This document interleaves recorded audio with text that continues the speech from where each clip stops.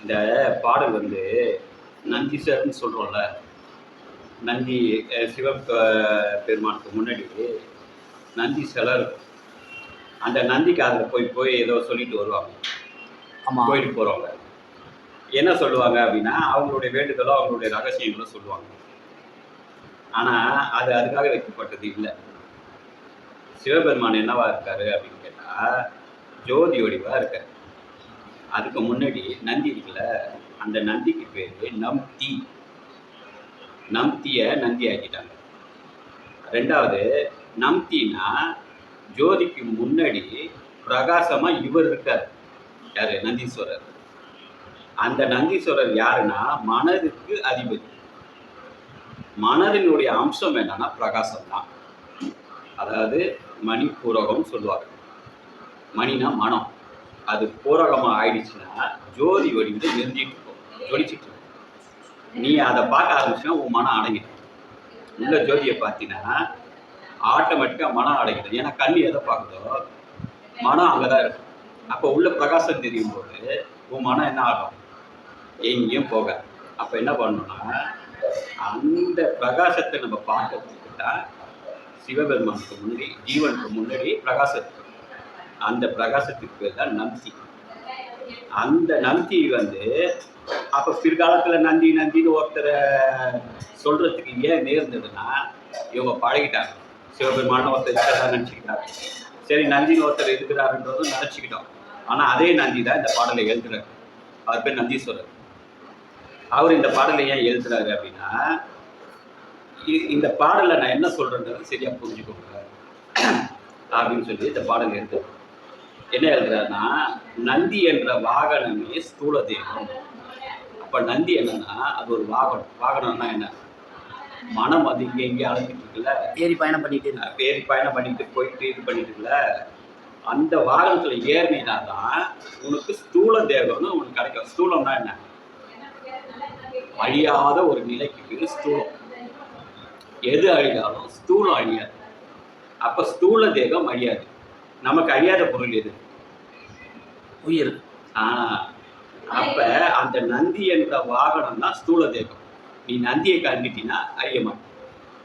அந்த நந்தியை காண்றதுக்கு உனக்கு என்ன வேணும்னா வித்தை வேணும். அந்த வித்தையை காதில் ஓதுவாங்க. அதை தான் நம்ம ஜனங்க என்ன பண்ணுறது, நந்தி காதில் போய் இவங்க எதை பேசிட்டு வராங்க. அப்ப நான் முகனே கண் மூக்கு செவி நாக்கு. அந்த மனது நான் முகத்தை வச்சு இயங்கிட்டு இருக்கு. எத? கண்ணு மூக்கு செவி நாக்கை வச்சு இயங்கிட்டு இருக்கு. முகம்னு ஒரு விஷயத்தை வச்சு. அது யாருன்னா பிரம்மா. இந்த நான்முகம் யாருன்னா பிரம்மா. அதாவது கண்ணு வந்து ஒரு அறிவு, செவி வந்து ஒரு அறிவு, மூக்கு வந்து ஒரு அறிவு, நாக்கு வந்து ஒரு அறிவு. அப்ப 4 முகம் கொண்டவன் பிரம்மா, 4 அறிவு கொண்டவன் பிரம்மா. அப்ப நந்தி வந்து ஒரு ஜீவனா இருக்கு, பிரம்மா வந்து ஒரு உடலா இருக்காது, ஒரு முகமா இருக்காது.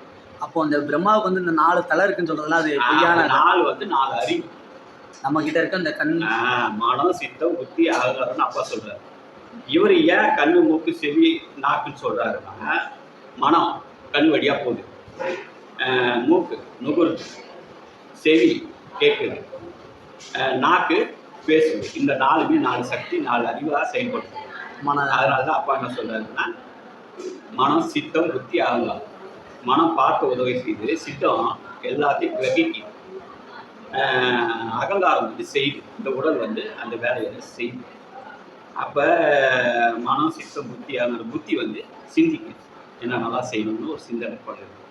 இது வந்து இந்த உடல் வழியாக நடக்கிறதுனால அது பிரம்மாவோட அம்சம். பிரம்மாவுக்கு 4 முகம் உண்டு அப்படின்னு சாஸ்திரத்தில் அழகாக மறைமுகமாக குறிச்சி வச்சுருக்காங்க. அதனால நான் முகனே கண் மூக்கு செவி நாக்கு. இது யாருன்னா அகங்காரம். அதுக்கு பேர் வந்து பிரம்மா. அப்பாவும் இதே விஷயத்த தெளிவாக சொல்கிறாரு. இவர் கொஞ்சம் நீ ஆராய்ச்சி பண்ணி வாங்க உள்ள வைக்கிறார். அப்போ தந்தி முகனே சிவசக்தி திருமூச்சி ஆகும். தந்தி முகன் அப்படின்னா சிவனும் சக்தியும் சேர்ந்ததுக்கு பேர். அதாவது நந்திக்கு மேலே சக்தி, ஜீவசக்தியோட வாய்ப்பு. அப்புறம் சிவன், ஜீவன், இவங்க 2 பேரும் சேர்ந்தா அதற்கு பேர் என்னன்னா தந்தி முகம். அப்போ அவங்களுக்கு பேர் சிவசக்தி. அது வந்து திருமூச்சி. மூச்சு காத்தல்னா நீ என்ன பண்ணுவ? நம்ம வாழ முடியாது. வேஸ்ட்டு, கால் வேஸ்ட்டு, செவியல் வேஸ்ட்டு, எல்லாமே வேஸ்ட்டு. மூச்சு காத்துக்கலாம். அதனால தாய் தந்தை யாருன்னா உன்னோட ஜீவனம், அதுலேருந்து சலனப்படுற சக்தியும் சிவசக்தி தான் தாயும் தந்தையும். அப்போ அந்த தந்தை தாய் யார் அப்படின்னா ரவி மதி.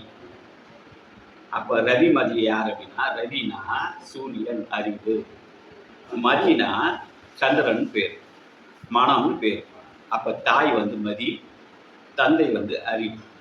அப்போ இந்த தாயும் தந்தையும் யாருன்னா திருமூச்சி, சிவன் சக்தி, அறிவு, மனம், இப்படித்தான் கொண்டு வராங்க. இதை சொல்கிறதே யார் அப்படின்னா நந்தி சார் தான் சொல்கிறார்.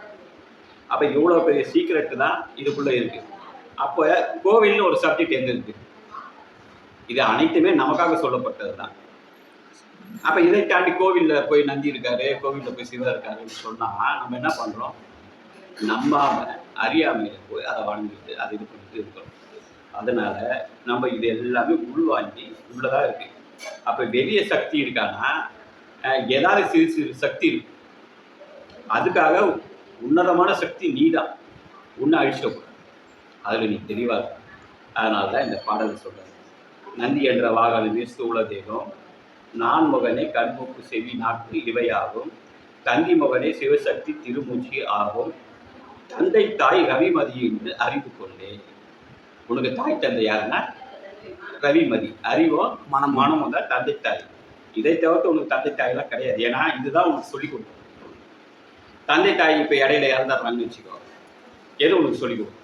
நம்மளோட அறிவும் மனசும் தான் எப்படி போகுமா சொல்லிக் கொடுக்கும். அதனால தந்தை தாய் தான் ரவிமதி, அதுதான் தாய் தந்தை அப்படின்னு சொல்லுவாங்க.